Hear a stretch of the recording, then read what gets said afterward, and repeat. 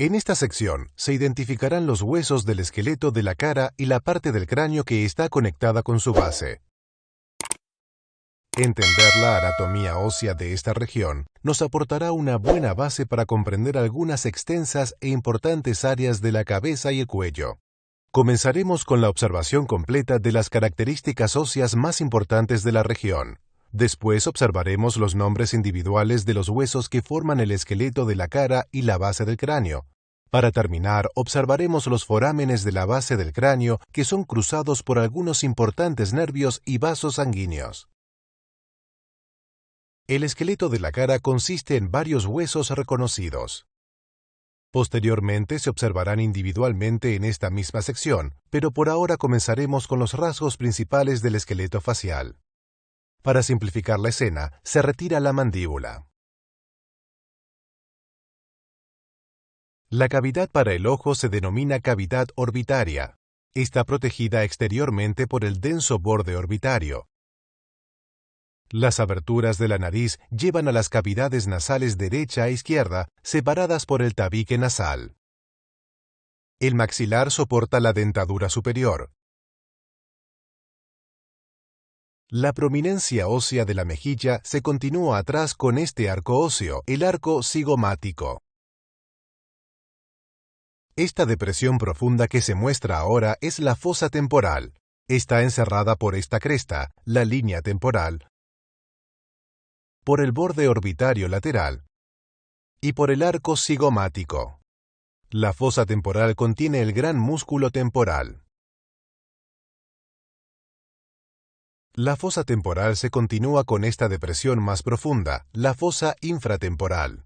Las paredes de esta fosa están formadas por esta parte de la base del cráneo y por la parte posterior del maxilar. La fosa infratemporal contiene los músculos pterigoideos, así como esta parte de la mandíbula, el proceso coronoides. En la parte interna del cráneo llegamos a estructuras que ya hemos observado. Aquí se encuentra el foramen magno, la parte basilar del hueso occipital y la porción petrosa del hueso temporal. Dos láminas óseas delgadas se proyectan hacia abajo desde la base del cráneo y por detrás del maxilar. Se trata de las láminas de los procesos pterigoides, que constan de las láminas lateral y medial de la pterigoides. Entre las dos láminas mediales de la pterigoides se encuentran las aberturas posteriores de las cavidades nasales, las narinas posteriores o coanas. El paladar duro forma el techo de la boca y de las cavidades nasales. En el interior de las cavidades nasales se encuentran los cornetes nasales. Estudiaremos la parte interna de la fosa nasal en la siguiente sección. Las cavidades nasales posteriores desembocan en la nasofaringe, que se localiza en el espacio entre las láminas mediales de la pterigoides, la base del occipucio y el arco anterior de la vértebra atlas. En un instante observaremos las denominaciones individuales de los huesos que forman el esqueleto facial. Antes, no obstante, es necesaria una primera observación de las características internas del cráneo.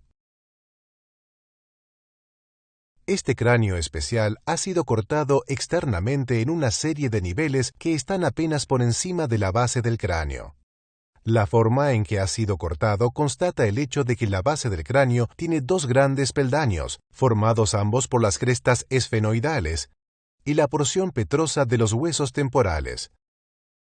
Estos dividen el suelo de la cavidad craneal en tres partes: la fosa craneal anterior, la fosa craneal media y la fosa craneal posterior. En la sección anterior observamos la fosa craneal posterior. En esta sección consideraremos los rasgos principales de las fosas craneales anterior y media.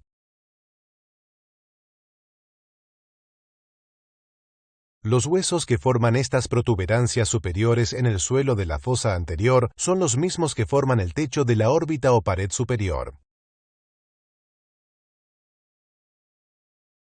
Esta cresta que se observa en la línea media se conoce como crista Galli. A cada lado de la misma hay una depresión, cuya base está formada por estas pequeñas áreas de hueso delgado y perforado, las láminas cribosas. Las láminas cribosas forman el estrecho techo de la cavidad nasal. Aquí se observan desde abajo.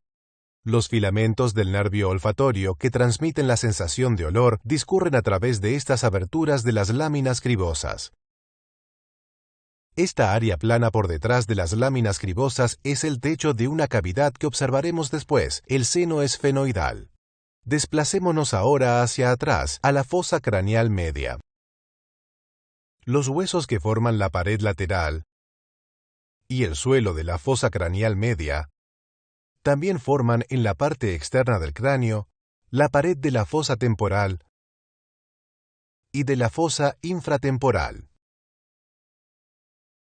Ya hemos visto que este es el techo de la órbita o pared superior.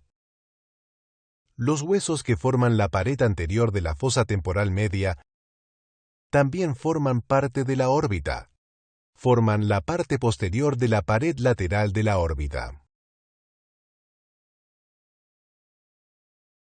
Esta complicada protuberancia que se muestra en la línea media es llamada la silla turca. Las principales características de la silla turca son una depresión profunda, la fosa hipofisaria, esta ranura poco profunda para los dos nervios ópticos, y estas 4 proyecciones, los procesos clinoides anteriores y posteriores. Esta superficie inclinada por detrás de los procesos clinoides posteriores, el dorso de la silla, se continúa con la base del hueso occipital. El suelo de la fosa craneal media está marcado por numerosos agujeros destinados a nervios y vasos sanguíneos que observaremos después en esta misma sección. Una vez observados la forma del esqueleto de la cara y las partes del cráneo con las que se conecta, examinemos los huesos faciales individualmente y veamos cómo cada uno de ellos contribuye a las características que ya hemos visto. Miraremos primero los 5 huesos faciales más grandes: el hueso frontal, el hueso cigomático, el hueso maxilar, el hueso esfenoides y el hueso etmoides. El hueso frontal es un hueso muy grande. Su parte más baja forma el comienzo de la raíz de la nariz y la parte superior del borde orbitario, una pequeña parte de la fosa temporal y gran parte del techo de la órbita o pared superior.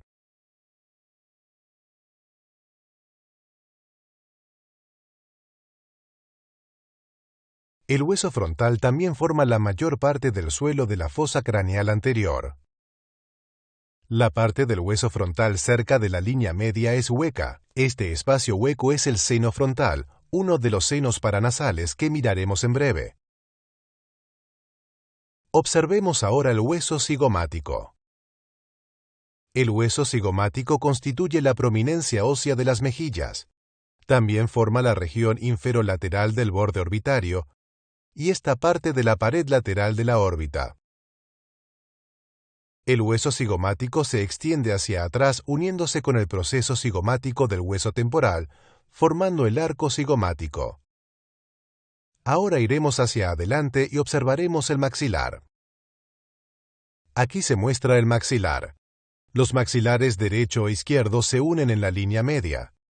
Cada lado del maxilar constituye la parte medial más inferior del borde orbitario y casi todo el suelo de la órbita o pared inferior. El maxilar sostiene los dientes superiores. Sobre la parte inferior forma gran parte del paladar duro. El maxilar es hueco. Contiene el más grande de los senos paranasales, el seno maxilar. Para observar la parte posterior del maxilar se retira el arco cigomático. Aquí se muestra la parte posterior hueca del maxilar. Aquí el maxilar se une al hueso que está por detrás del mismo, el hueso esfenoides. Más allá de esta unión, el maxilar está separado del esfenoides por esta gran cavidad, dividida en una fisura vertical y otra horizontal. La parte vertical de la cavidad se denomina fisura orbitaria superior. La parte horizontal de la cavidad se denomina fisura orbitaria inferior. La fisura orbitaria inferior, que se observa desde la parte anterior, separa el suelo de la órbita o pared inferior, formado por el maxilar, de la pared lateral, formada por el hueso esfenoides. Continuemos con la observación del complejo hueso esfenoides. Se extiende de un lado al otro del cráneo. El hueso esfenoides constituye un segmento importante de la parte inferior y externa del cráneo y forma parte de la órbita.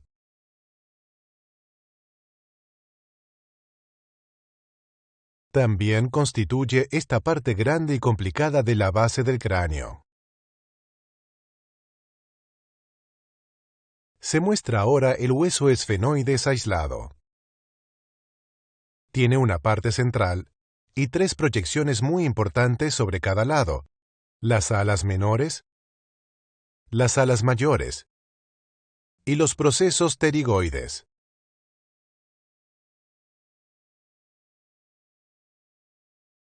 La parte central del esfenoides incluye los procesos clinoides y la fosa hipofisaria. La parte central del hueso esfenoides es hueca, como observaremos. El ala menor, que es la parte más elevada del hueso esfenoides, forma la cresta esfenoidal, que separa las fosas craneales anterior y media. La parte inferior del ala menor constituye esta pequeña pero importante parte de la región posterior de la órbita. El ala mayor del esfenoides forma la pared frontal y forma parte del suelo de la fosa craneal media. En la parte externa, el ala mayor forma esta parte de la fosa temporal y de la fosa infratemporal, así como esta gran región de la pared lateral de la órbita. El ala mayor y el ala menor están unidas aquí. No obstante, medialmente están separadas por esta brecha triangular, la fisura orbitaria superior, que forma una gran abertura entre la órbita y el interior del cráneo. Aquí se muestra la fisura orbitaria superior desde adentro. La observaremos mejor en un momento. El proceso pterigoides del hueso esfenoides se proyecta hacia abajo y detrás del maxilar. El proceso pterigoides incluye las láminas lateral y medial de la pterigoides, que son el sitio de inserción de algunos músculos importantes que examinaremos más adelante. Esta hendidura entre las láminas pterigoideas es la fosa pterigoidea. Esta pequeña protusión es el gancho del proceso pterigoides. Es una polea, como veremos a continuación. El último hueso de la lista de grandes huesos faciales es un hueso bastante complicado, el etmoides. Un poco difícil de comprender al principio porque en el cráneo intacto se esconde a la vista. Las únicas partes del hueso de etmoides que pueden visualizarse fácilmente son estas pequeñas partes del suelo de la fosa craneal anterior, las dos láminas cribosas con la crista Galli entre ellas, y esta parte en la pared medial de cada órbita.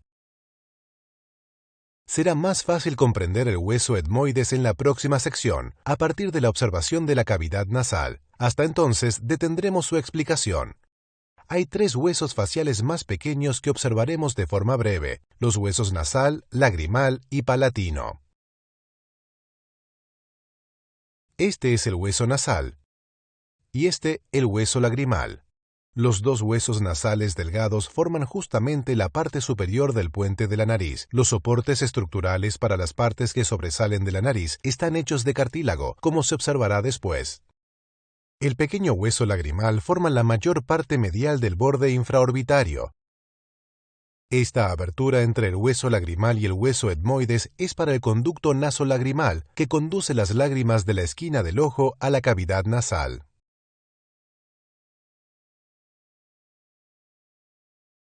Por último, observemos el hueso palatino. Aquí se encuentra la parte más inferior del mismo. Sobre cada lado, el hueso palatino forma la parte posterior del paladar duro y parte del costado de la pared de la cavidad nasal. Lo observaremos mejor cuando examinemos la cavidad nasal. Sigamos adelante y observemos ahora los orificios o aberturas en el suelo de las fosas craneales anterior y media que examinamos antes. Observaremos 3 orificios que pasan hacia adelante.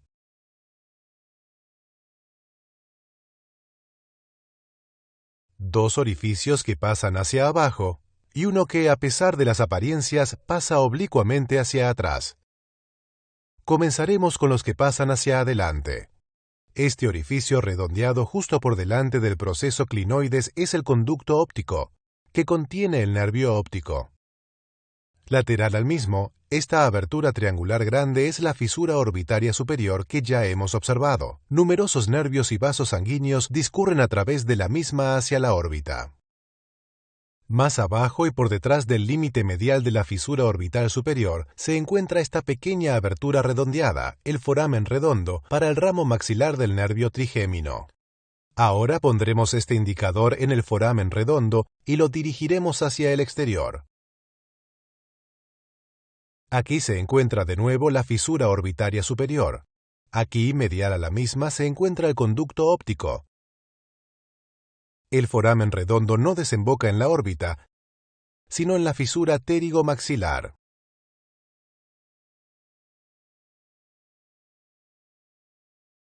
Los dos orificios que pasan hacia abajo son el foramen oval, para el ramo mandibular del nervio trigémino, y justo posterior y lateral a este, el foramen espinoso, para la arteria y vena meníngeas medias. Para observar la desembocadura de estos dos orificios, nos dirigiremos a la parte inferior. Aquí se encuentra el foramen oval, justo por detrás de la lámina lateral de la pterigoides. Aquí se encuentra el foramen espinoso, exactamente posterior y lateral al foramen oval. El último orificio que observaremos es esta abertura irregular, el foramen rasgado, para la arteria carótida interna. En un cráneo seco, la apariencia del foramen rasgado es totalmente engañosa. Parece pasar derecho hacia abajo a través de la base del cráneo, saliendo aquí, en la punta de la porción petrosa del hueso temporal. En el cuerpo vivo, la abertura aparente en la parte inferior está ocupada por un denso tejido fibroso, representado por este material. El tejido fibroso también sella esta parte irregular de la abertura ósea interna. Lo que queda del foramen rasgado es una abertura clara, a través de la cual la arteria carótida interna emerge desde su conducto oblicuo óseo, el conducto carotídeo. La otra salida del conducto carotídeo, como ya observamos en la sección precedente, se encuentra aquí detrás, justo medial al proceso estiloides. Por delante del conducto carotídeo se abre otro orificio que aún no hemos observado, la abertura para la tuba auditiva o faringotimpánica, también denominada trompa de Eustaquio. La tuba auditiva discurre posterior y lateralmente hasta desembocar en el oído medio, aquí. La tuba auditiva es más larga que lo que se muestra. Medialmente se prolonga mediante un tubo de cartílago representado por este material coloreado. Como veremos, la tuba auditiva desemboca en la nasofaringe. Observaremos de nuevo estos orificios en las secciones sobre los vasos sanguíneos y los nervios craneales.